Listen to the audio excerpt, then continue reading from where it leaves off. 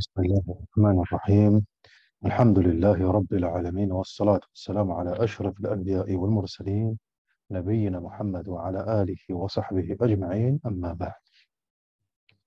Donc nous poursuivons, Inch'Allah, tabaraka wa ta'ala, notre lecture de cet épître, les 40 hadiths de l'imam Al-Hafiz Abu Zakaria Yahya Muhyiddin ibn Sharaf al-Nawawi al-Dimashqi al-Shafi'i rahmatullahi alayhi rahmatan wasi'a. Et on a dit que pour ce faire, durant notre lecture des 40 hadiths, on allait s'appuyer sur le livre qui s'appelle Al-Wafi, fi Sharh al-Arba'in al-Nawawiyya.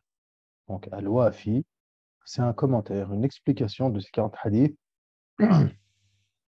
qui a été apposé par des grands mashayikh contemporains, Shafi'iyya aussi également, qui sont Mustafa Dib al-Bougha et également Sheikh al-Allama Muhyiddin Misto, qui sont tous deux des savants contemporains, Shafi'iyya et syriens. Tous les deux également sont également syriens. Oui. Nous, comme on a dit, on va s'appuyer essentiellement sur le commentaire et les explications de ces derniers. On va juste, barakallahu fikum, parfois, à certains moments, apporter un peu plus d'éléments, quelques petites fawaïd pour compléter ce qui a été dit par les mashayikh. Tamam. Bien évidemment, le but principal, c'est de comprendre, barakallahu fikum, le cœur du hadith, lub al-mawdou', le cœur du sujet du hadith. Et on va essayer aussi également de mettre en relation, et ça va être super intéressant, c'est de mettre en relation donc le hadith qui a été mis ici et aussi avec le but que s'est donné à l'imam al-Nawawi. Car l'imam al-Nawawi, dans l'introduction, si vous vous souvenez bien, qu'est-ce qu'il dit? Il dit, quant à moi, j'ai jugé bon de rassembler 40 hadiths qui sont plus importants encore, car ils couvrent l'ensemble de ces thèmes et exposent les règles fondamentales de l'islam. Donc des hadiths qui sont en soi des qawa'id également, des qawa'id fi din, des règles, donc des règles fondamentales. Et bien nous, justement, on va essayer de voir euh, en quoi ces hadiths, donc dans la mesure du possible, hein, en quoi ces hadiths, barakallahu fikum, peuvent être des règles fondamentales. Qu'est-ce qu'on peut tirer de ces hadiths comme qawa'id, comme règles? طيب. هذا هو. Bien évidemment, ces hadiths du prophète sallallahu alayhi wa sallam, ils font partie de ce qu'on appelle dans la langue arabe jawami' al-kalim. Hein, le prophète sallallahu alayhi wa sallam, dans un hadith, il dit Utitu jawami' al-kalim. Il m'a été donné, octroyé, j'ai été doté de ce qu'on appelle jawami' al-kalim.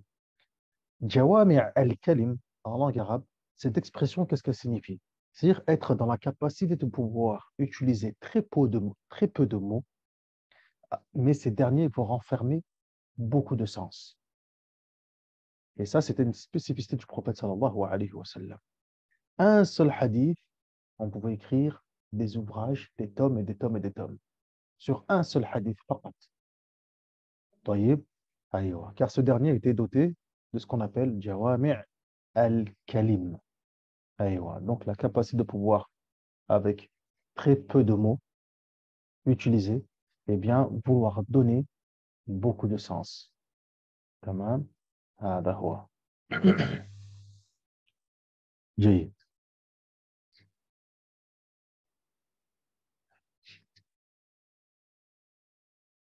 Alors, lors de notre lecture précédente, on s'était arrêté uniquement à l'introduction, donc la lecture de l'introduction des 40 hadiths de l'imam An-Nawawi rahimahullah ta'ala.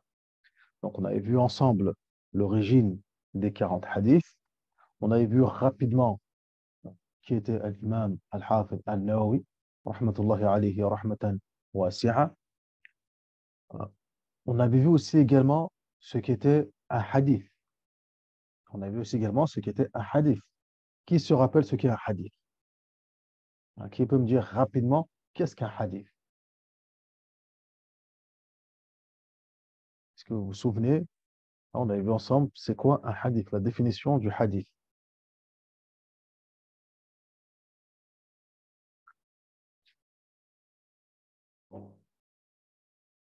Aïwa, tout ce qui est attribué au prophète sallallahu alayhi wa sallam comme parole, acte, approbation, description. Ahsantum, Jamil, Mumtaz. C'est exactement ça. Barakallahu fikum. Donc ça c'est le hadith. طيب. On avait vu aussi également on avait vu aussi également qu'est-ce que la science du hadith. Voilà, on a vu la définition de la science du hadith. La science du hadith, ça consiste en quoi? Lorsqu'on parle de la science du hadith, quel est mon rôle? Moi qui ai les outils de la science du hadith, mon rôle, c'est quoi? Quelle est la définition de cette science? Quel est son intérêt? Quel est le but de la science du hadith?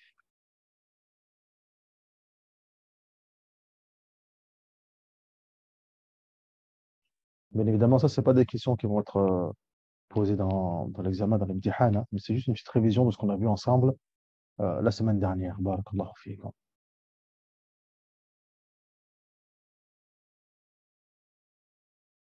Et ouais, donc voilà, ça va être des outils, des règles qui vont me permettre de pouvoir vérifier, barakallahu fiikum, les transmetteurs et ce qui a été transmis. علم الحديث ذو قوانين تحدد بها أحوال المتن والسند فذلك المصنوع والمقصود أن يعرف المقبول والمردود comme l'a dit le Hafid al-Suyuti rahimahullah ta'ala dans son poème Al-Alfiya. Donc ça va être des règles qui vont permettre d'étudier la situation des rapporteurs et de ce qu'ils ont rapporté afin de pouvoir donner un statut, un jugement, un hukm. Est-ce que ceci est accepté ou est-ce que ceci est rejeté? Barakallahu fiikum. Tamam. Aïwa. On entend souvent parler d'un hadith qui est authentique, un hadith sahih. Aujourd'hui, je suis en mesure de pouvoir dire ce qu'est un hadith sahih. Qu'est-ce qu'un hadith qui est authentique? Quand je dis que ce hadith il est dans Sahih al-Bukhari, ce hadith il est sahih, etc. Qu'est-ce que ça veut dire? C'est quoi un hadith qui est sahih?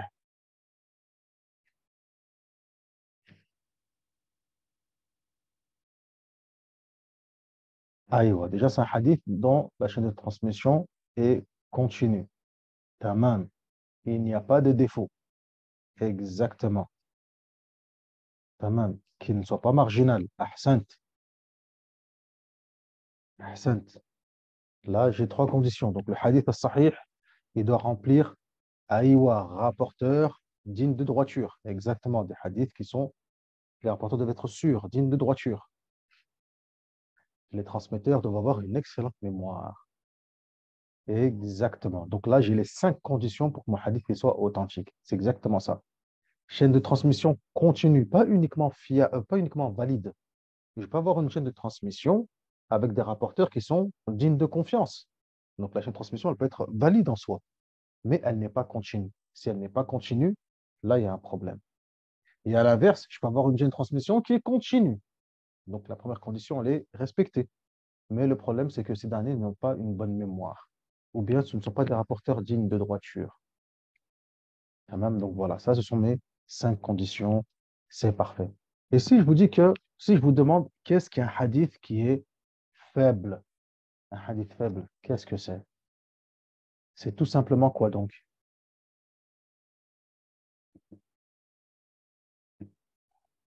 Tout simplement, Ahsan Takhi Nassim, c'est exactement ça. Tout simplement un hadith dans lequel il manque une des conditions. Une condition du hadith sahih n'est pas respectée. Exactement. Jazakumullahu khairan, baraka fiikum. Aïe, c'est exactement ça. هذا هو الحديث الضعيف.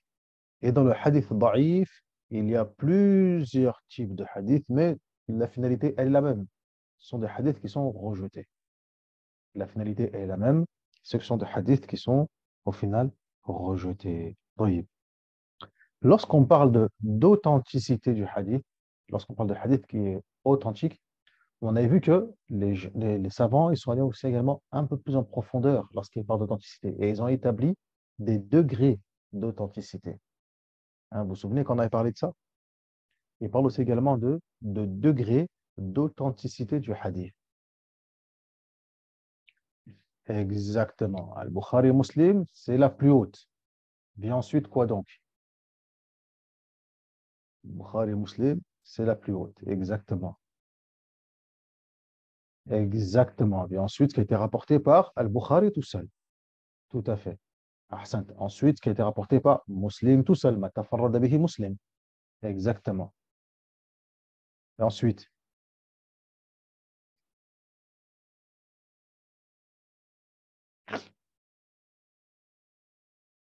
qu'est-ce que j'ai après ça? Là, avant cela, aïwa, un aïwa, hadith que je vais trouver en dehors d'Al-Bukhari et Muslim, mais qui va respecter les conditions des deux. Exactement. Un autre que, rapporté par un autre que Bukhari et Muslim, mais qui va respecter les conditions des deux, avec leurs conditions, d'Al-Bukhari et de Muslim ensemble. Tamam. Ensuite, les conditions d'Al-Bukhari, ahsant. Ensuite, les conditions de Muslim, aïwa, barakallahu fik, akhi Bilal. Exactement, jazakallah khair. ايوه بارك الله فيك يا شيخ نسيب c'est exactement ça رفع الله قدركم ووفقكم لكل خير هذا هو et ensuite après les conditions de Bukhari de Muslim après ensuite les conditions de Bukhari et ensuite après les conditions de Muslim ensuite quoi donc en dernière position aïwa ceux qui remplissent les conditions de façon générale exactement les 5 conditions que nous connaissons tout simplement تمام أحسنتم بارك الله فيكم طيب donc quand on revient à l'introduction أيوه هذا هو الحديث qui respecte les conditions du sahih.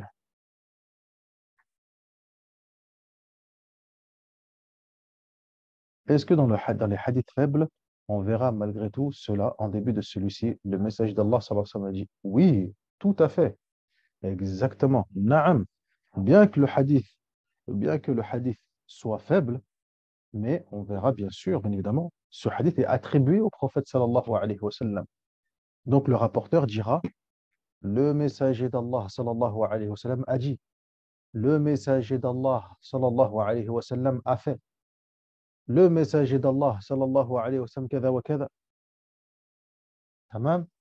Aïwa. Bien qu'il soit faible, mais on trouvera malgré tout cela. Et encore une fois, même dans la faiblesse aussi également, si on parle de degré d'authenticité, il y a aussi également des degrés de faiblesse. Il y a des hadiths qui sont plus faibles que d'autres. Mais ça, on le verra, Inch'Allah, tabaraka wa ta'ala, plus loin dans la sens du hadith. Taïb.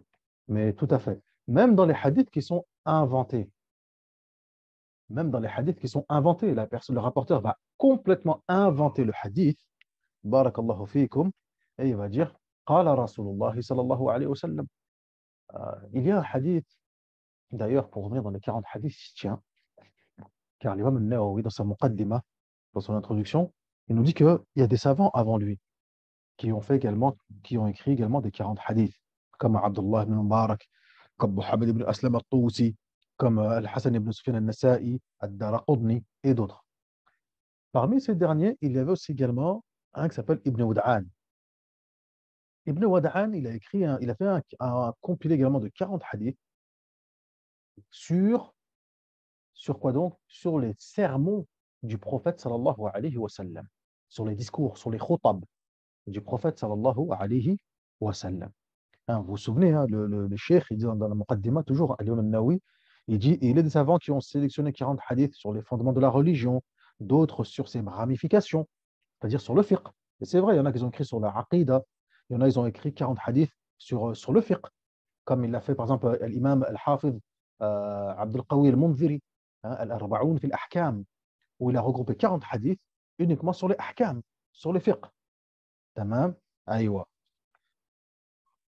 Il y en a sur les règles de politesse, il y en a sur l'ascétisme, sur le zuhud, etc. Et il y en a un qui l'a écrit sur les sermons, Ibn Uda'an, sur Al-Khutab. Et ça, c'est ce que dit également Al-Nawawi, ou sur les sermons. Et la particularité de ce livre-là sur les sermons, Ibn Wada'an, c'est qu'il a rapporté 40 hadiths qui étaient pour la grande majorité d'entre eux, si ce n'est pas tous, ils étaient inventés. Mawdou'a.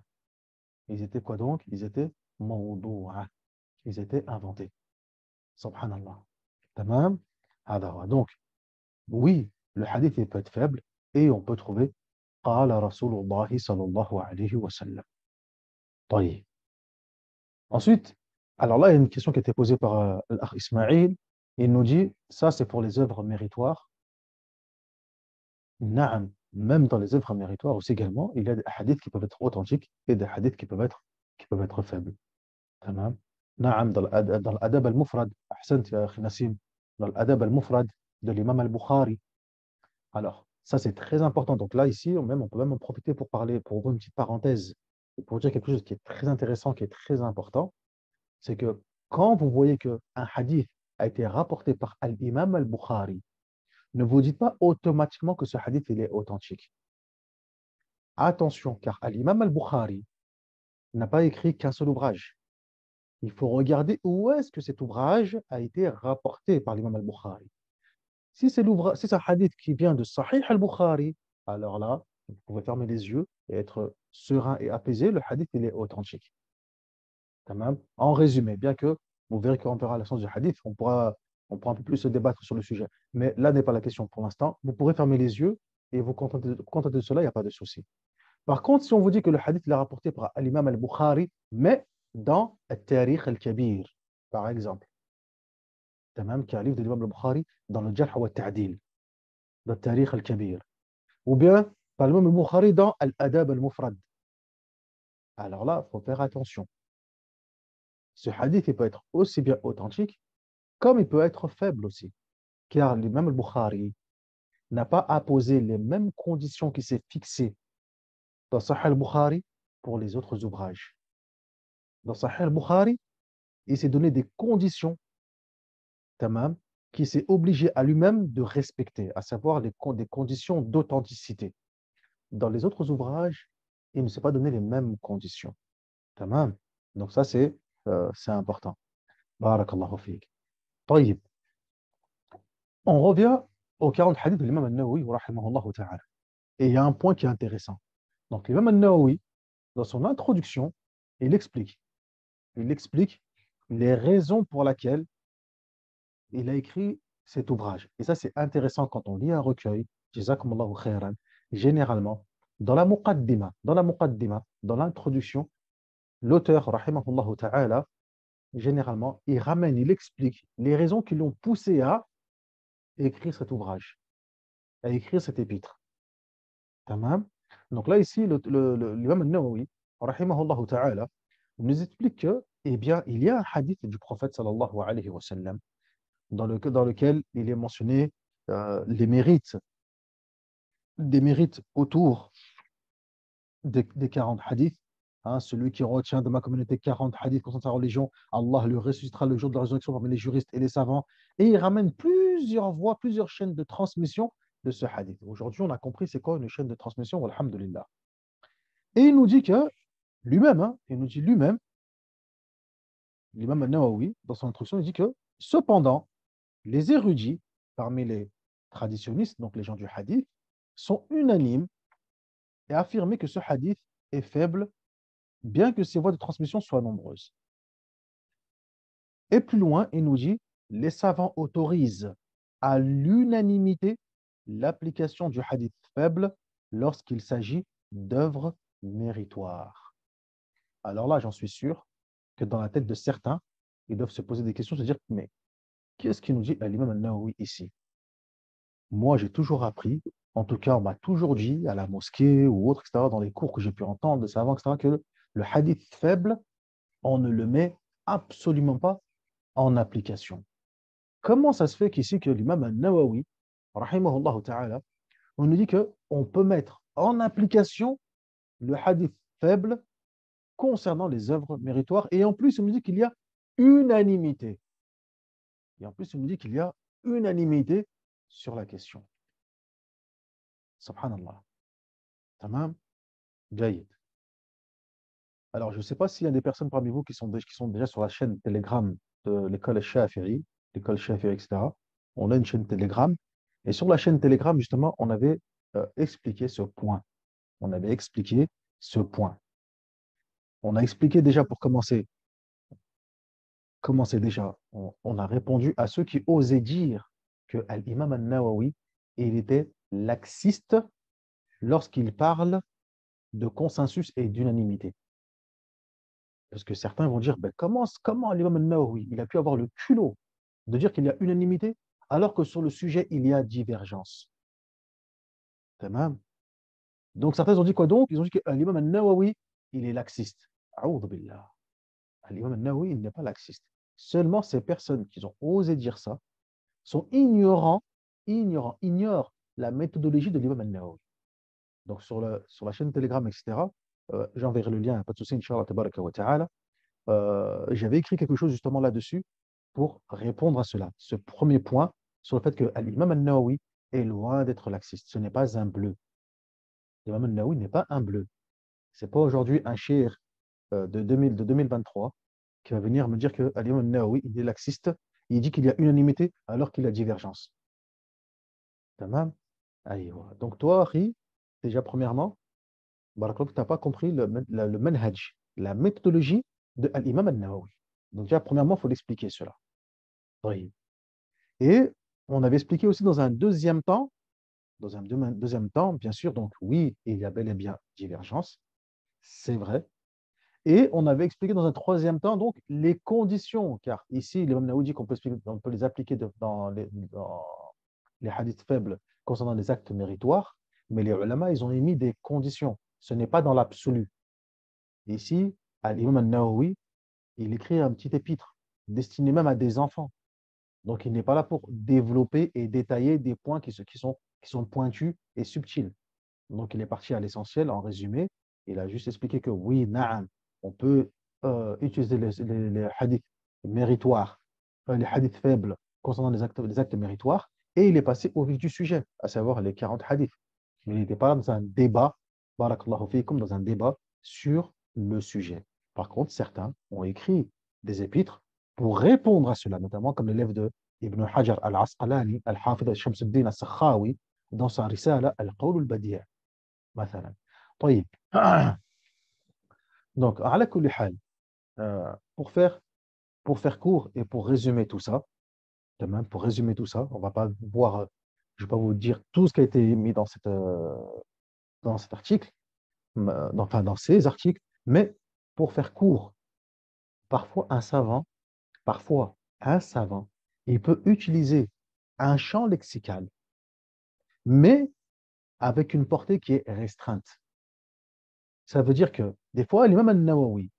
Si vous lisez dans les livres de fiqh, comme Al-Majmou' ou bien comme dans Minhaj al-Talibin ou autres, etc., tamam, euh, l'imam al-Nawawi, il va utiliser un vocabulaire du genre ajma'a, ils sont unanimes, il y a consensus, etc. Alors qu'en fait, ici, le sens voulu, ce n'est pas l'ensemble des ulama tout entier, mais c'est uniquement les ulama du madhab, uniquement les ulama du madhab al-Shafi'i. Parfois, il va utiliser un vocabulaire aussi également qui implique l'unanimité, mais ce qui est voulu par là, ce n'est pas un ijma' dans l'ensemble, la umma externe, non, mais uniquement, par exemple, uniquement les gens du hadith, par exemple.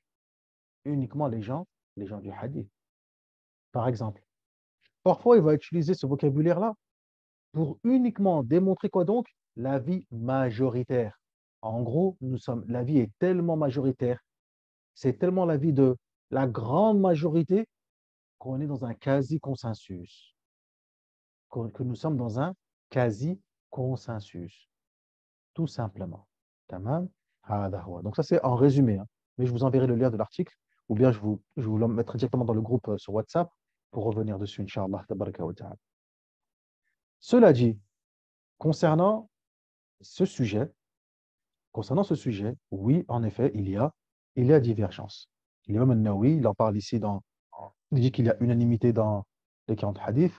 Dans son livre At-Tibyan aussi également, il parle de cela, que les gens du hadith sachent que les savants, parmi les gens du hadith et autres, ont rendu permise l'application de ce qui est faible en ce qui concerne les actes méritoires. Ça, c'est ce que dit l'imam al-Nawawi dans son livre At-Tibyan fi adab hamalat al-Qur'an. طيب. Alors, concernant ce point, ya ikhwan, il est vrai, en effet, qu'il y a trois grands avis sur ce sujet. Sur ce sujet, il y a en résumé trois grands avis. Il y a l'avis de ceux, barakallahu fikum, qui disent que non, on ne peut pas mettre en application de manière absolue les hadiths qui sont faibles. Que ce soit dans la aqidah, que ce soit dans les ahkam, que ce soit dans les actes méritoires, on ne peut pas, et ce de façon absolue. C'est une opinion qui a été adoptée par des grands imams comme l'imam al-Bukhari, comme l'imam Muslim, comme l'imam al-Naysaburi, comme Abu Hatim al-Razi, et d'autres aussi également. Hein, Ibn Taymiyyah, Abu Shama al-Maqdisi, etc. Et aussi également parmi les savants contemporains, etc. Deuxième avis, deuxième avis, on les met en application et ce de manière absolue, aussi bien dans les actes méritoires que les règles, la croyance, etc. Ça, c'est un avis qui est faible, comme l'a mentionné Al-Hafid al-Sakhawi dans Al-Qawl al-Bati'. Et enfin, le troisième avis, c'est qu'on les met en application dans les actes méritoires et l'incitation à agir est poussée à la crainte, est poussée à la crainte. Tamam, Jamil. Par contre, par contre, on ne les met pas en application dans les ahkam, les avis juridiques et dans la croyance. D'accord? Et parmi les savants qui ont opté pour cette opinion, il y a Sufyan al-Thawri, Sufyan ibn Uyayna, euh, l'imam Ahmed ibn Hanbal, tamam. Il y a Abdullah ibn Mubarak, ibn Abd al-Barr, Jalaluddin al-Mahalli, al-Suyuti et plein d'autres parmi les savants. Tamam. Et la grande majorité, pour ces grands savants-là, pour la grande majorité, donc, ils sont Shafi'iyya aussi également. Donc, cette mas'ala, elle était connue et ma'roufa par les savants du hadith. Walhamdulillahi Rabbil Alamin. Cependant, cependant, la grande majorité des mashayikh des ulama, que ce sont les anciens et les contemporains, ils ont évoqué que cette opinion était comme celle du juste milieu et celle de la majorité. Tamam. Donc, la liste est longue. De toute façon, vous verrez ça dans l'article, Inch'Allah, tabaraka wa ta'ala. Cela dit, et ça c'est important à le souligner, cela dit, les savants ont mis des conditions par rapport à l'utilisation des hadiths faibles dans les actes méritoires. Il y a des conditions. Al-Hafid al-Sakhawi, dans son livre Al-Qawl al-Badi', a mentionné 5 conditions. Mais Al-Hafid ibn Hajar al-Asqalani, son cheikh, lui, les a résumées en 3 conditions dans Tabyin al-Ajab. Il les a résumées en 3 conditions. La première condition, il faut que le hadith ne doit pas être d'une forte faiblesse. Vous vous souvenez, on a dit que dans le hadith authentique, il y a des degrés d'authenticité, et ben dans le hadith faible aussi, il y a également des degrés de faiblesse. Donc, les savants ils ont dit quoi donc? Il faut que le hadith ne doit pas être d'une forte faiblesse. Ça, c'est la première condition. Il ne doit pas être d'une forte faiblesse. Tayyib. Deuxième condition, que ce hadith concerne une base légiférée par d'autres textes authentiques. Il faut que ce hadith concerne une base légiférée par d'autres textes authentiques. Et enfin, troisième et dernière condition, que celui qui le met en application sache que ce hadith est faible. Sache que ce hadith est faible. Un exemple, pour la première condition, un hadith qui ne doit pas être d'une forte faiblesse. C'est-à-dire qu'un hadith qui est inventé, je ne peux pas le mettre en utilisation, je ne peux pas l'utiliser. Abadan, le hadith, il est trop faible. C'est un hadith qui est inventé, qui n'existe même pas. Taïb. Par contre, si c'est un hadith où le rapporteur il s'est juste trompé entre les mots, ou bien on a un rapporteur dans le hadith qui est bon, qui est digne de confiance, c'est un imam, c'est un savant, il est connu, etc., etc., etc., mais il a une très faible mémoire. Taïb. Donc ça, c'est un hadith que la ba'sa bihi. Il n'est pas d'une forte faiblesse. Taïb. La deuxième condition, que ce hadith concerne une base légiférée par des textes authentiques. Par exemple, on a un hadith, barakallahu fikum, qui dit que, euh, il nous dit, barakallahu fikum, euh, l'étude de la science est obligatoire, même si c'est en Chine. Il y a un hadith faible, un hadith ضعيف. طالب العلم فريضة ولو كان في الصين. Que ce hadith, barakallahu fikum, que l'étude de la science est obligatoire, même si c'est en Chine. Tamam. Ce hadith-là, par exemple, il est faible, barakallahu, il n'est pas du tout authentique. Mais il y a d'autres textes authentiques d'autres textes authentiques, tamam, qui viennent, barakallahu fikum, euh, évoquer l'importance de l'étude de la science, etc. ila akhiri. Donc ce hadith-là concerne une base qui est déjà légiférée dans la charia par d'autres textes authentiques. طيب. Aïwa. Donc là, on pourrait dire que bon, il n'y a pas de mal à le mettre en application, etc. Bien que ce hadith il soit faible. Et enfin, la troisième condition, c'est quoi donc? C'est avoir parfaitement connaissance que ce hadith-là, il est faible. Quand je le mets en application, je sais que ce hadith-là, il est faible. هذا هو. بارك الله فيكم. طيب. Donc ça, c'était pour revenir sur ce qu'a évoqué l'imam al-Nawawi, rahimahullah ta'ala, lorsqu'il a dit que les savants autorisent à l'unanimité l'application du hadith faible. Donc là, maintenant, on sait très bien, barakallahu fikum, que déjà, première chose, c'est que cela ne concerne uniquement que les actes méritoires. Donc uniquement, par exemple, celui qui jeûne 30 jours, il aura ceci ou cela. Celui qui jeûne tous les mois 5 jours aura ceci ou cela, etc. Mathalan, ala sabil mithal. Le hadith, il est faible, mais ça concerne quoi donc? Des actes. Ça ne concerne pas des ahkam, c'est-à-dire al-halal ou al-haram, c'est-à-dire ce qui est licite ou illicite. Non, pas du tout. Ça ne concerne pas al-aqida. Non, pas du tout. Ça concerne uniquement des actes méritoires. طيب. Est-ce que concernant le jeûne, c'est une base qui est légiférée, le jeûne de base déjà? Oui. Il y a des hadiths sur les mérites du jeûne. Plein de hadiths authentiques. طيب. لا بأس. Donc là, les ulama disent لا بأس به. Il n'y a pas de mal. تمام يا إخوان. هذا هو. بارك الله فيكم. جيد.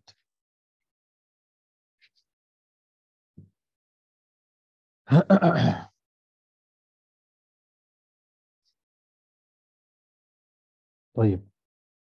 On va commencer la lecture du premier hadith, Inch'Allah, tabaraka wa ta'ala. Et comme je vous l'avais dit déjà la semaine dernière, euh, je vous recommande tous, Inch'Allah, tabaraka wa ta'ala, de quoi donc d'essayer de mémoriser ces derniers. Bi'idhnillahi azza wa jal. Ça, c'était les conditions pour utiliser le hadith faible quand il s'agit des actes méritoires.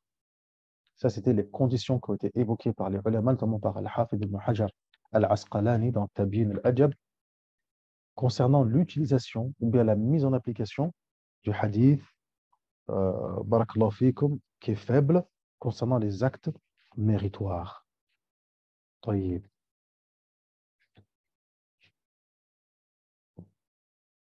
الحديث الأول قال الشيخ رحمه الله تعالى الحديث الأول. Le premier hadith. إنما الأعمال بالنيات. Les actes ne valent que par les intentions. قال رحمه الله تعالى عن أمير المؤمنين أبي حفص عمر بن الخطاب رضي الله عنه قال: سمعت رسول الله صلى الله عليه وسلم يقول: إنما الأعمال بالنيات وإنما لكل امرئ ما نوى فمن كانت هجرته إلى الله ورسوله فهجرته إلى الله ورسوله ومن كانت هجرته للدنيا يصيبها أو امرأة ينكحها فهجرته إلى ما هاجر إليه. رواه al-Bukhari wa Muslim. Donc, d'après Amir al-Mu'minin, le prince des croyants, Abu Hafs Omar ibn al-Khattab, radhiyallahu anhu, il nous dit que j'ai entendu l'envoyé d'Allah, sallallahu alayhi wa sallam, dire: les actes ne valent que par les intentions, et à chacun selon son dessein. Celui qui émigre pour Allah et son messager, son émigration lui sera comptée comme étant pour Allah et son messager. Et celui qui émigre pour acquérir des biens de ce bas monde ou pour épouser une femme, son émigration lui sera comptée pour ce vers quoi il a émigré. Rapporté par Al-Bukhari et Muslim. طيب. On va poursuivre, Inch'Allah, tabaraka wa ta'ala, avec l'explication, le commentaire. Alors, est-ce qu'il y en a qui veut se lancer pour la lecture, Inch'Allah, tabaraka wa ta'ala? Est-ce qu'il y en a qui veut se lancer pour la lecture du commentaire?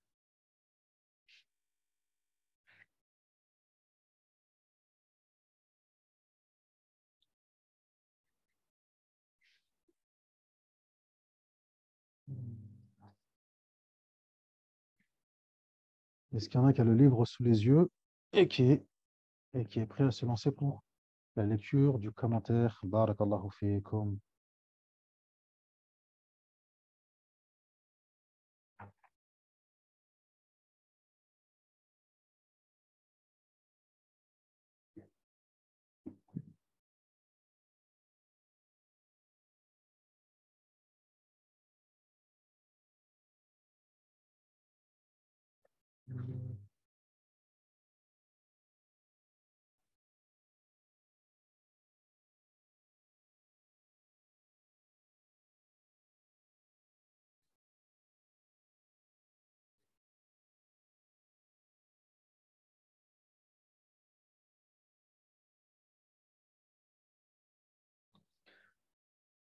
من الرجال أفضل, sans vouloir être séparatiste.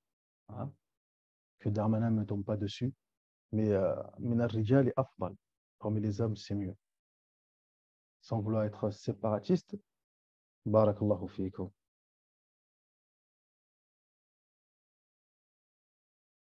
Mais si parmi les rijal, il n'y a personne qui se lance, parce que là, on n'aura pas le choix de faire avec les akhawat qui sont motivés, walhamdulillah, rabbil alamin.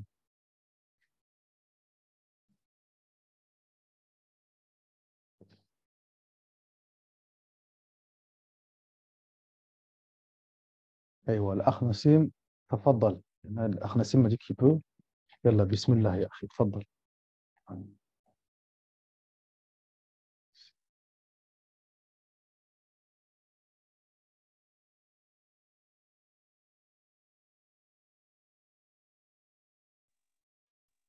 Allô, vous m'entendez?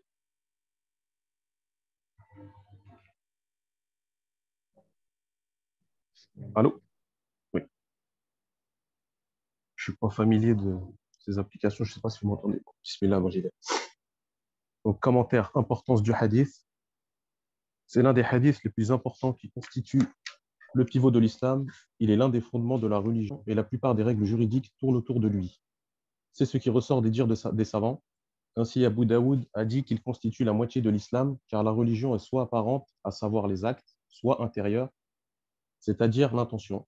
L'imam Ahmed et Shafi'i, rahimahumullah, ont dit, quant à eux, qu'ils résument le tiers de la science, car ce que l'homme acquiert en termes de bonnes ou mauvaises œuvres se fait par le cœur, la langue et les membres. L'intention du cœur est l'un de ces trois moyens. C'est pourquoi les savants ont jugé bon de commencer leurs livres et leurs recueils par ce hadith. C'est ainsi qu'Al-Bukhari l'a placé en tête de son Sahih et qu'Al-Nawawi a commencé ses trois ouvrages. Le Jardin des Vertueux, Riyad al-Salihin, les Invocations, Al-Afkar et les 40 hadiths avec ce même hadith. L'intérêt de le mettre en tête de leurs ouvrages est d'indiquer à celui qui recherche la science la nécessité de purifier son intention et de la consacrer à Dieu dans sa quête et dans l'accomplissement des œuvres pies.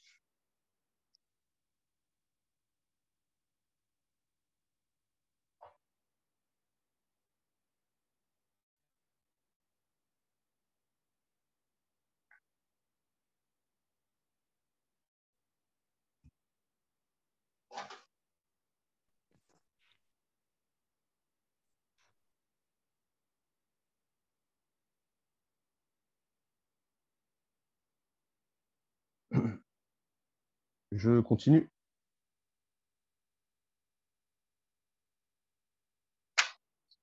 Les circonstances du hadith.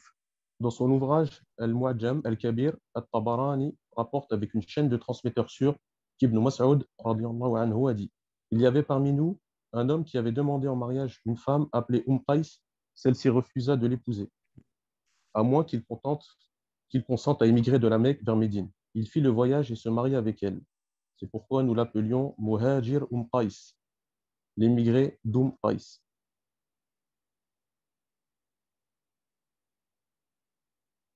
Ce que l'on peut retenir du hadith et ses bonnes directives. 1. L'intention est une condition de validité des actes. Tous les savants sont d'accord pour affirmer que les actes des croyants légalement responsables ne sont considérables aux yeux de la religion et n'entraînent de rétribution qu'en présence de l'intention. L'intention est un pilier et une condition de validité dans les pratiques cultuelles qui sont les fins en elles-mêmes, comme la prière, le pèlerinage et le jeûne, et non des moyens pour d'autres actes. Tandis que pour les actes qui sont seulement des moyens comme les ablutions, le lavage du corps, elle est considérée par les Hanafites comme une condition de perfection. shart kamal, qui permet d'obtenir la rétribution divine. Par contre, les Shafi'ites et d'autres encore y voient une condition de validité, shart siha, dans laquelle l'acte qui fait fonction de moyen n'est pas validé.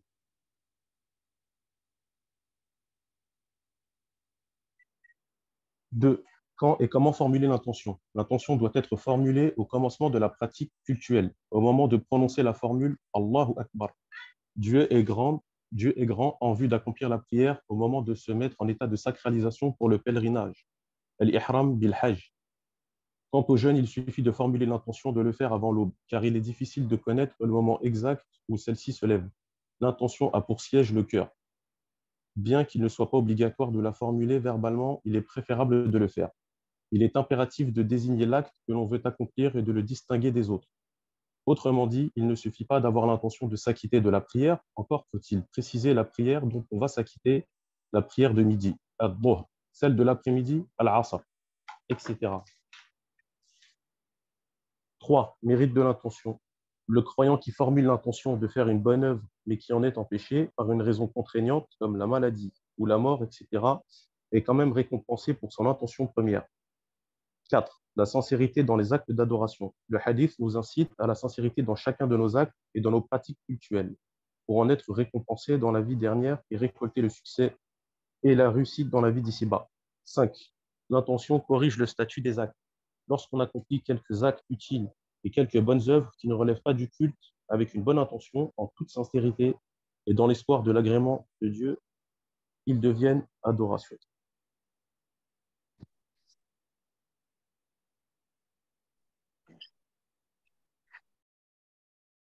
أيوة ممتاز جميل جزاك الله خيرا يا أخي وبارك فيك ورفع قدرك ووفقك لكل خير طيب alors ici dans cette explication est-ce que vous m'entendez bien barakallahu fikum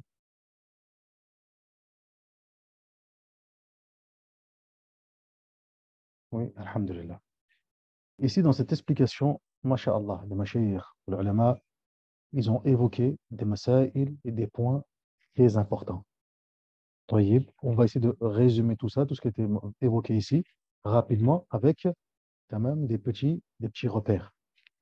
Alors, premièrement, ils ont évoqué donc l'importance, l'importance de ce hadith. Ce hadith, en effet, l'imam al-Nawawi, qu'est-ce qu'il dit dans la Muqaddima?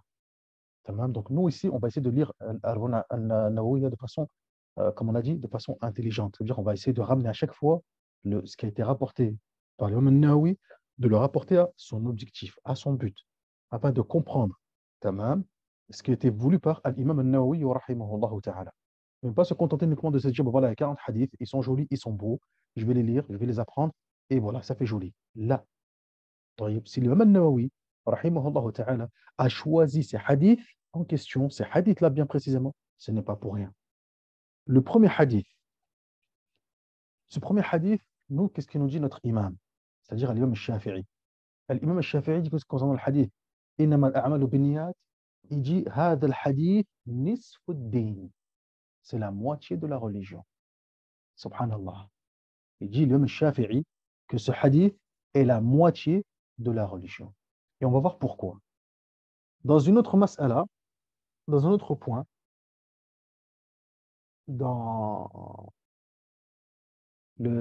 son explication de Sahih Muslim, l'imam al-Nawawi, il rapporte que l'imam al-Shafi'i a dit hadith al-niyya yadkhulu fi 70 baban min al-fiqh. Il dit le hadith al-niyya, il rentre dans 70 chapitres du fiqh. Pour montrer à quel point ce hadith il est important. Dans 70 chapitres du fiqh, la niyya sera nécessaire. L'intention sera nécessaire. Tamam, mumtaz. L'imam Abu Daoud, rahimahullah ta'ala, celui qui a écrit le Sunan, Sunan Abi Daoud. L'imam Abu Daoud, Suleiman, Ibn al-Ash'ath, As-Sijistani, rahmatullah alayhi, rahmatan wasi'a, il dit, nadartu fi al-hadith al-musnad. J'ai regardé les hadiths du musnad. فإذا هي 4000 hadiths. Et j'ai vu qu'il y avait 4000 hadiths. ثم نظرت فإذا مدار 4000 الحديث على 4 أحاديث. Il dit, j'ai regardé ces hadiths-là et j'ai vu que dans ces 4000 hadiths, En réalité, ces 4000 hadiths gravitent tous et se reposent tous sur 4 hadiths essentiels. Et ces 4 hadiths essentiels qui va évoquer l'imam Abu Daoud, on va les retrouver dans les 40 hadiths de l'imam al-Nawawi wa rahimahullah ta'ala. Subhanallah. Le premier hadith, hadith de An-Nu'man ibn Bashir. Al-halal bayyin wal-haram bayyin. Le licite est clair, l'illicite, le haram est clair. Le deuxième hadith, il dit hadith Omar. Innama al-a'malu bin-niyyat. Troisième hadith, il dit le hadith de Abu Huraira. Inna Allah tayyib wa la yaqbalu illa tayyiba. Allah est bon et il n'accepte que ce qui est bon. Et enfin, quatrième hadith, hadith Abi Huraira aussi rapporté par Tirmidhi. Min husn al-islam al-mar'i tarkuhu ma la ya'ni. Fait partie du bon islam de la personne de délaisser ce qui ne le regarde pas. Tayyib, jamil. Donc ça, c'est pour montrer, barakallahu fikum, l'importance et la place de ce hadith.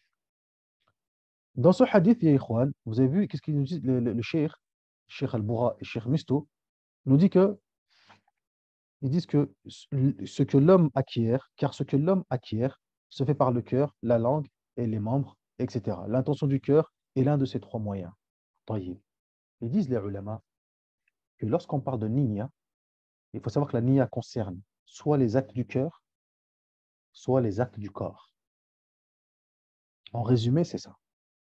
La niyya concerne soit les actes du cœur, soit les actes du corps. La niyya qui concerne les actes du cœur, la niyya qui concerne les actes du cœur, ça va concerner 3 points.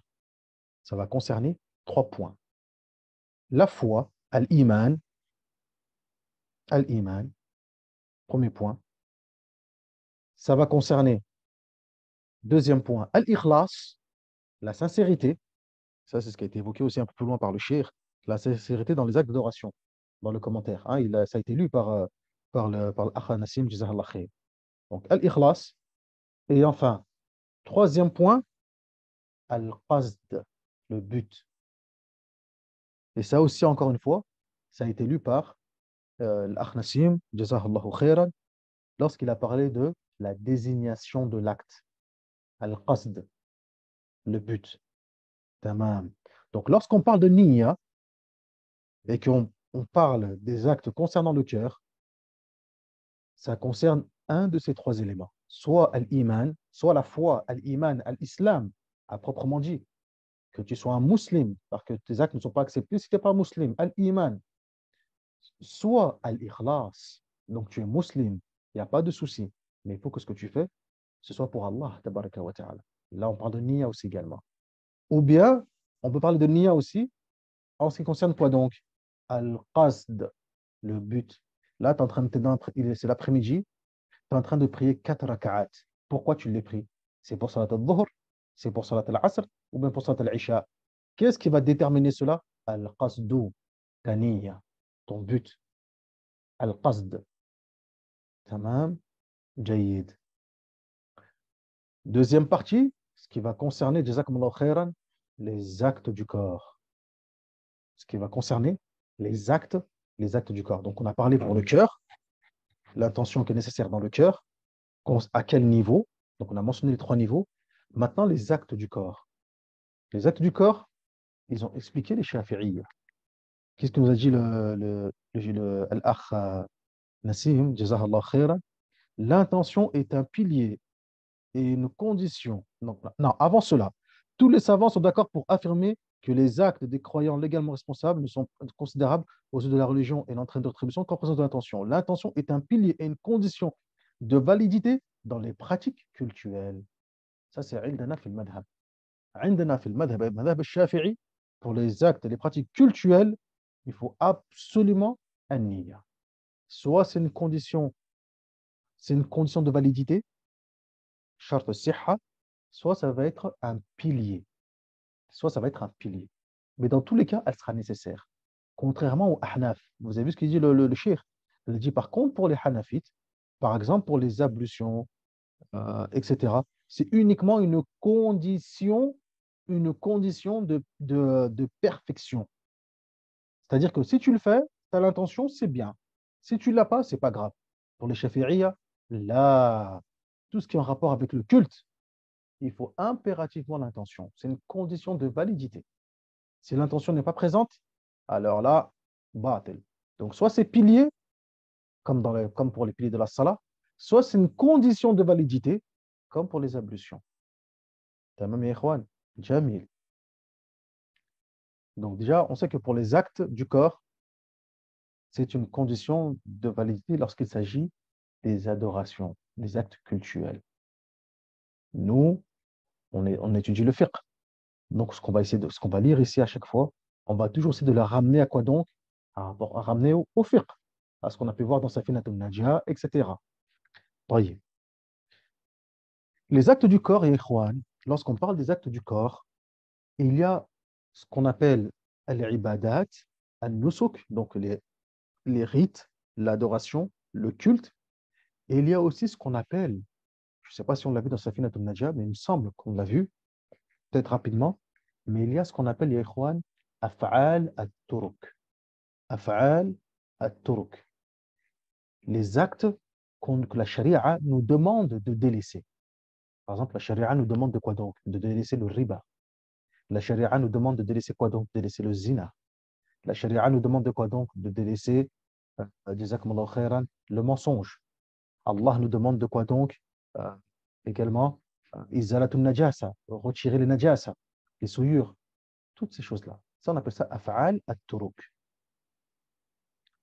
Dans af'al at-turuk, est-ce que l'intention est nécessaire? قال الفقهاء الشافعية لا. L'intention n'est pas nécessaire. L'intention n'est pas nécessaire. Ça veut dire que, est-ce que j'ai besoin de mettre l'intention lorsque j'enlève la najasa qui est sur mon vêtement, ou bien la najasa qui est sur mon enfant lorsque je le lave, ou bien lorsque je fais ma toilette intime? Est-ce que je dois avoir une intention? Là, c'est pas nécessaire, c'est pas obligé. Si on dit que l'intention est nécessaire, ça veut dire quoi? Ça veut dire que si j'ai pas mis l'intention, barakallahu fikum, si j'ai pas mis l'intention d'enlever la najasa, dans ce cas-là, je dois recommencer avec l'intention. Voilà ce que ça veut dire. C'est-à-dire que lorsque j'ai enlevé la najasa, c'est-à-dire que la charia considère que la najasa n'a pas été retirée. Tant que j'ai pas mis l'intention. C'est comme pour le rousl. Un homme qui a un état de janaba, ou bien une femme qui a eu ses menstrues, tamam, elle peut faire son rousl, elle peut se laver 15 000 fois avec tous les shampoings qui existent, avec tous les savons qui existent. Si elle n'a pas mis l'intention de faire le rousl, de faire son grand lavage cultuel, tamam, elle sera toujours considérée en état de impureté, muhdith, toujours. Pourquoi? Parce que là, c'est du culte, ta'abboudi. Il faut absolument l'intention. Et même si elle s'est lavée, je ne sais combien de fois. Par contre, dans Izalatul Najasa, il n'y a pas besoin de niya. Par contre, celui qui a délaissé, qui ne fait pas de zina, qui ne boit pas d'alcool, qui fait pas toutes ces choses que la charia t'interdit de faire. Est-ce qu'il faut absolument la niya? Non, la niya n'est pas nécessaire. Taïb. Dès lors que tu n'es pas un menteur, tu seras considéré comme quelqu'un qui n'est pas menteur. Dès lors que tu ne fais pas de fornication, tu seras considéré comme quelqu'un qui ne fait pas de fornication, etc. Taïb. Par contre, par contre, qu'est-ce qu'il dit le cheikh, rahimahullah ta'ala, dans son explication? Il dit, le hadith nous incite à la sincérité dans chacun de nos actes et dans nos pratiques culturelles pour en être quoi donc? Pour en être récompensé. Pour en être récompensé. C'est-à-dire que l'intention, l'intention, même si celle-ci n'est pas exigée dans certaines choses, mais le fait de l'avoir, d'avoir une intention qui soit sincère pour Allah Azza wa Jal, cela va jouer dans quoi donc? Dans la rétribution de celle-ci, dans ce qu'on appelle al-thawab, la récompense. Un exemple, on a parlé par exemple de celui qui délaisse la fornication ou le mensonge. Il délaisse le mensonge. Il dit, je ne mens pas. Pourquoi tu ne mens pas? Je ne mens pas lillah. Je ne mens pas pour Allah Azza wa Jal. Celui-là sera récompensé. Car s'il ne ment pas, c'est lillahi tabaraka wa ta'ala. Car il le fait sincèrement pour Allah tabaraka wa ta'ala. Celui qui mange. Donc là, on est complètement dans un autre sujet. On a délaissé les actes qu'on appelle les actes de délaissement, afa'al al-turuk, et on est parti sur les actes qui sont tout simplement licites de ce bas monde, comme manger, boire, dormir. Mais celui qui, avant de dormir, il se dit que je mets l'intention de dormir pour pouvoir me reposer, pour que pour mon corps recharge ses batteries, pour reprendre des forces, pour que demain je sois en mesure de pouvoir adorer mon Seigneur comme il se doit. Est-ce qu'il sera récompensé pendant qu'il est en train de dormir? Chaque seconde qui passe dans son sommeil seront des hasanats. إنما الأعمال بالنية وإنما لكل امرئ ما نوى. Les actes ne valent que par l'intention et à chacun sa rétribution en fonction de son intention. هكذا قالوا العلماء. Voilà ce que ont dit les gens de science. Celui qui mange, non pas parce que c'est quelqu'un de gastronomique, parce que c'est quelqu'un qui aime manger, qui aime la bonne nourriture, etc., mais il mange pour maintenir son corps en vie, pour recharger ses batteries, pour pouvoir adorer encore Allah Azza wa Jal encore plus longtemps et plus et plus et plus, etc. Innamal a'malu binniyat. Tout simplement. Et ça, c'est comme pour n'importe quel acte que nous faisons dans la vie quotidienne. La récompense, l'intention, pardon, c'est ce qui va jouer dans la récompense. C'est pour ça que l'imam al-Awza'i, rahimahullah ta'ala, qu'est-ce qu'il disait? Il disait رب عمل كبير يصغره النية ورب عمل صغير يكبره النية. Il se peut qu'un acte soit immense, mais l'intention, c'est celui-ci qui va l'amoindrir et le rendre ridicule. Tout comme il se peut qu'un acte soit minuscule et simple et infime, mais c'est l'intention, c'est celle-ci qui va le rendre énorme et immense comme une montagne. رب عمل كبير يصغره النية ورب عمل صغير يكبره النية. Donc tout dépend de quoi donc? De l'intention. Donc pour les actes du corps, on a dit qu'on avait les actes cultuels, les ibadat, etc., dans lesquels l'intention est une condition de validité, ou bien un pilier. Dans la majorité des cas, la niya sera toujours nécessaire. Et on a les actes de délaissement, afa'al al-turuk, les actes de délaissement, qui concernent l'ensemble, par exemple, l'ensemble des interdits, etc. Dans lesquels l'intention n'est pas nécessaire. Ici, par exemple, l'intention, dans ces actes-là, elle n'est pas nécessaire, elle n'est pas obligatoire. Et puis, on a aussi également un troisième niveau d'actes, qui sont les actes de la vie mondaine. Où là aussi, l'intention n'est pas nécessaire. Mais l'intention va être importante et nécessaire pour la rétribution, al-thawab. Et là, ça va être aussi bien pour afa'al al-turuk, aussi bien pour les actes de délaissement, que pour les actes de la vie mondaine. Là, ça va être l'intention qui va jouer sur la récompense et l'attribution. Tamam ya ikhwan? Tayyib. Jamil. Donc là, ici, maintenant, on comprend quoi donc? La place de ce hadith. La place de ce hadith et l'importance de celui-ci. Tamam? Mumtaz. Al-an. Al-an. Lorsqu'on regarde ce hadith, donc, après tout ce qui a été évoqué ici par le shir, tamam, après tout ce qu'on a pu voir concernant les paroles des ulama, concernant ce hadith, etc., est-ce que de ce hadith, on peut tirer une qa'ida, une règle? Na'am, ikhwan. Et oui, de ce hadith-là, on peut tirer une règle. De ce hadith-là, on peut tirer quoi donc? Une règle générale. Et c'est d'ailleurs même, barakallahu fikum, d'ailleurs même, elle fait partie des plus grandes règles de jurisprudence, de droit, de fiqh. Elle fait partie des plus grandes règles de fiqh. Tamam. À tel point que Abu Ubaïda,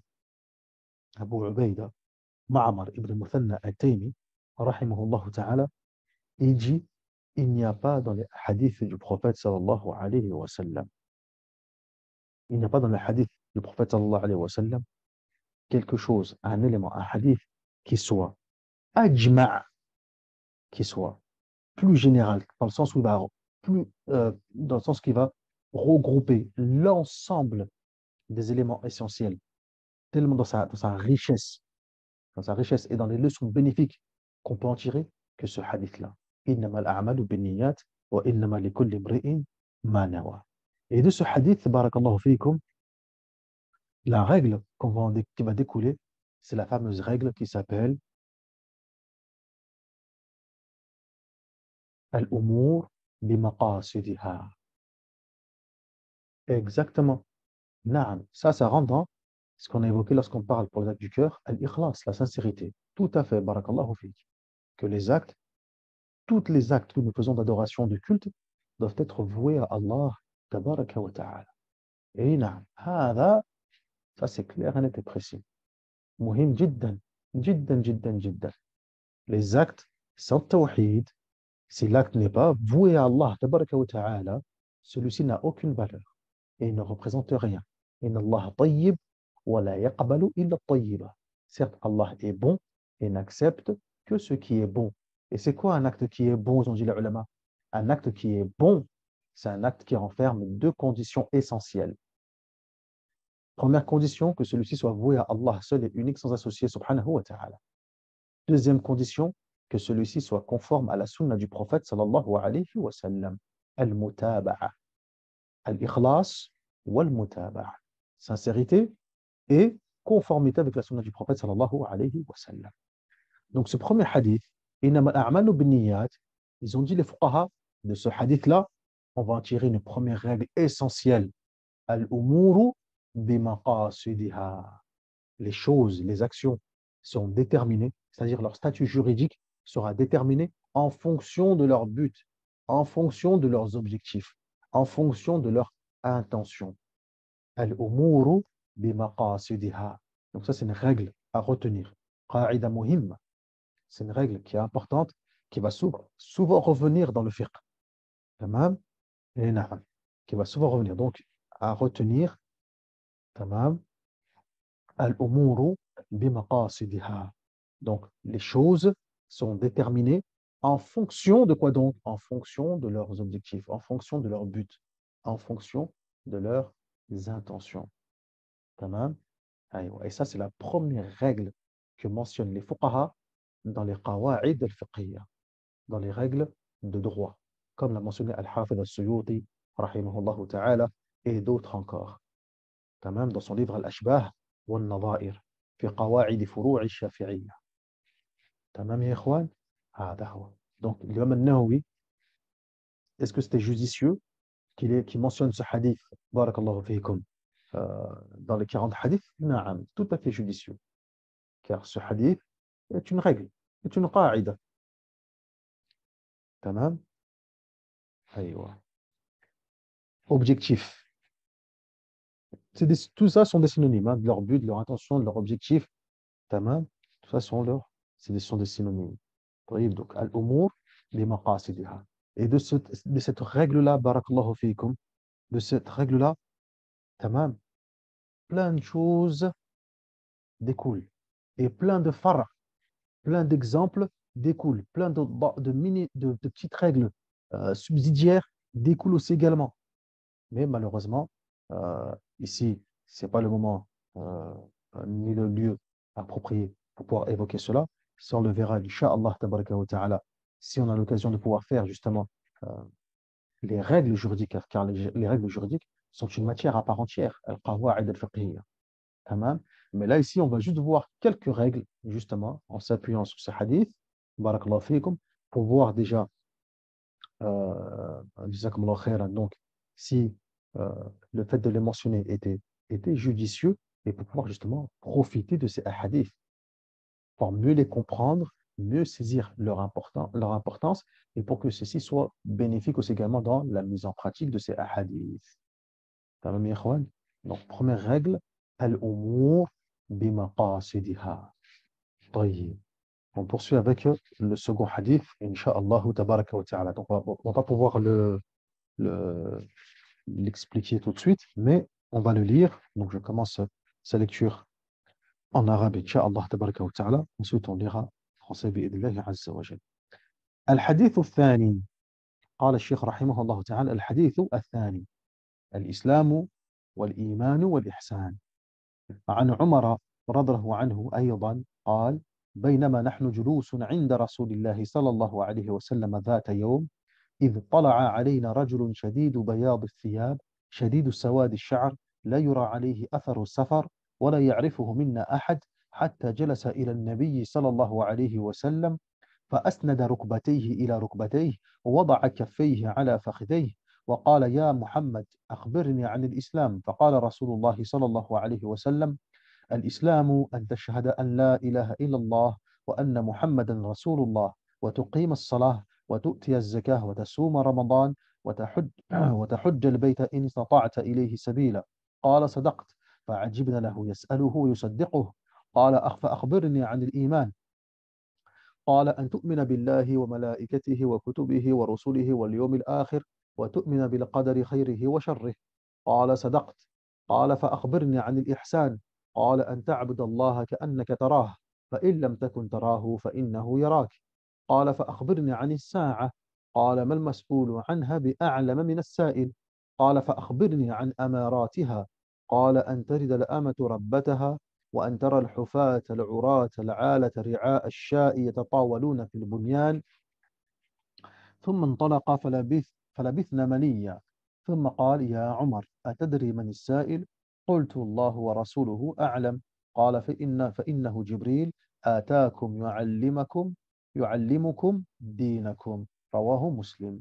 Donc, d'après Omar ibn al-Khattab, radhiyallahu anhu, il dit que un jour que nous étions assis auprès du messager d'Allah, sallallahu alayhi wa sallam, voici qu'apparut à nous un homme aux habits d'une vive blancheur et aux cheveux d'une noirceur intense, sans trace visible sur lui de voyage. Personne parmi nous ne le connaissait. Il vint s'asseoir en face du prophète, sallallahu alayhi wa sallam, plaça ses genoux contre les siens et posant les paumes de ses mains sur ses deux cuisses, il lui dit, ô Muhammad, informe-moi au sujet de l'islam. L'envoyé d'Allah, sallallahu alayhi wa sallam, répondit, l'islam est que tu témoignes qu'il n'y a point de divinité qu'Allah et que Muhammad est son messager et que tu accomplisses la prière, verse la zakat, jeûne le mois de Ramadan et effectue le pèlerinage à la maison d'Allah si tu en as la possibilité. Tu dis vrai, dit l'homme.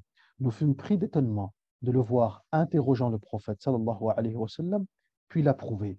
Et l'homme de reprendre, informe-moi au sujet de la foi. C'est, répliqua le prophète sallallahu alayhi wa sallam, de croire en Allah, en ses anges, en ses livres, au jour du jugement dernier, et de croire dans le destin imparti pour le bien ou le mal. Tu dis vrai, répéta l'homme, qui reprit en disant, informe-moi au sujet de l'excellence. C'est, répondit le prophète sallallahu alayhi wa sallam, que tu adores Allah comme si tu le vois, car si tu ne le vois pas, certes lui te voit. L'homme dit, informe-moi au sujet de l'heure. Le prophète sallallahu alayhi wa sallam répondit, l'interroger n'en sait pas plus que celui qui l'interroge. L'homme demanda, alors, quels en sont les signes précurseurs? C'est, dit le prophète sallallahu alayhi wa sallam, lorsque la servante engendrera sa maîtresse et lorsque tu verras les pâtres miséreux, pieds nus et mal vêtus rivaliser dans l'édification de constructions élevées. Là-dessus, l'homme s'en alla. Quant à moi, je restai un moment. Le prophète sallallahu alayhi wa sallam me demanda, ô Omar, sais-tu qui interrogeait? Je répondis, Allah et son messager en savent plus. Il répondit, c'est Jibril alayhi salam qui est venu vous enseigner votre religion, rapporté par Muslim. Ce hadith, c'est un hadith qui est azim, jiddan, très important. Ce hadith, il est très très important. Ce hadith, al-Imam al-Tabari, rahimahullah ta'ala, il dit, concernant, al-Imam al-Qurtubi, afwan, excusez-moi, al-Imam al-Qurtubi, rahimahullah ta'ala, il dit concernant ce hadith, il dit si Surat al-Fatiha, elle est considérée comme étant la mère du livre, Kitab, la mère du Coran, la mère du livre, ce hadith, c'est-à-dire hadith Jibril, ce hadith-là qu'on a de lire à l'instant, il dit l'imam al-Qurtubi, il est considéré comme étant Sunnah. Sunnah. Il est considéré comme étant la mère de la Sunnah, la matrice de la Sunnah. Subhanallah. Car l'ensemble des injonctions divines et religieuses et des prescriptions sont renfermées dans quoi donc? Dans ce hadith. Subhanallah. C'est pour ça que ce hadith, il est d'une importance capital. Et on verra, Inch'Allah, tabaraka wa ta'ala, on reviendra dessus demain, bi'idhnillahi azza wa jal, avec l'explication de ce hadith. Et on va voir justement ce que disent les ulama sur celui-ci, masha'Allah. تمام يا إخوان؟ هذا هو. نكتفي بهذا المقدار. On va s'arrêter là, Inch'Allah, tabaraka wa ta'ala. والحمد لله رب العالمين. وصل اللهم على نبينا محمد وعلى آله وصحبه أجمعين. سبحانك اللهم وبحمدك أشهد أن لا إله إلا أنت أستغفرك وأتوب إليك. ونسأل الله الكريم رب العرش العظيم أن يرزقنا وإياكم العلم النافع والعمل الصالح والدعوة إليه والصبر على الأذى فيه. والحمد لله رب العالمين. والسلام عليكم ورحمة الله وبركاته.